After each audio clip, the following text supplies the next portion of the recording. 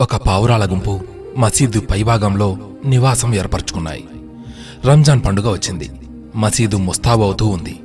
బూజు దుమ్ము దులిపేటప్పుడు ఆ పావురాల గుంపు అక్కడి నుండి ఓ హిందూ దేవాలయానికి చేరుకొని ఆ గుడి అంతర్భాగంలో మకాం పెట్టాయి.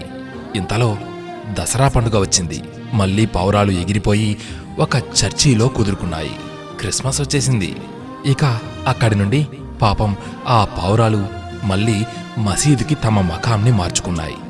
ఒకసారి ఆ మసీదు ముందు మత ఘర్షణలు చెలరేగాయి. మసీదు ముందు నుండి వెళ్లిన ఓ ఊరేగింపు బ్యాండు వాయిస్తున్నదని ఘర్షణ.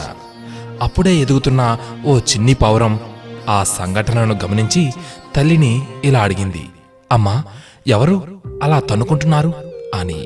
అప్పుడు తల్లి పావురం చెప్పింది, వాళ్ళు మనుషులు అని. ఎందుకు తన్నుకుంటున్నారు అని మళ్లీ ప్రశ్నించింది చిన్ని పావురం. మసీదుకు వెళ్లేవాళ్లు ముస్లింలు, గొల్లకు వెళ్లేవాళ్లు హిందువులు, చర్చికి వెళ్లేవాళ్లు క్రైస్తవులు. ఇది హిందూ ముస్లింల ఘర్షణ అంది తల్లి పావురం. మనం కూడా మసీదుకి గుడికి చర్చికి తిరిగాం కదా, మనం ఎక్కడైనా పావురాలమే కదా, మరి మనుషులు కూడా ఎక్కడికి వెళ్ళినా మనుషులే కదా అని చిన్ని పావురం ఆశ్చర్యంగా అంది. తల్లి పావురం చిన్నగా నవ్వింది. మనం వారికంటే ఎంతో ఎత్తులో ఉన్నాం, భగవంతుడికి దగ్గరగా ఉన్నాం.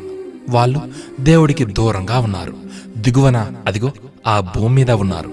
అందుకే దేవుడి గురించి తెలియక అలా తన్నుకుంటున్నారు అంది. మనిషి శాశ్వతం, మనసు శాశ్వతం. సాటి జీవులను ప్రేమించాలని ఏ మతమైనా బోధిస్తుంది. పవిత్ర గ్రంథాలు భగవద్గీత, ఖురాన్, బైబుల్ ఇవి కూడా ప్రేమించమని, ప్రేమను పంచమనే బోధిస్తున్నాయి. ఈ విషయం బోధపడినా మతం ముసుగులో పోట్లాడుతూ అల్లకల్లోలాలు సృష్టిస్తున్న మూర్ఖజనులను చూసి మనం ఏం చేద్దాం? జాలిపడదామా? సర్వే జనా సుఖినో భవంతు.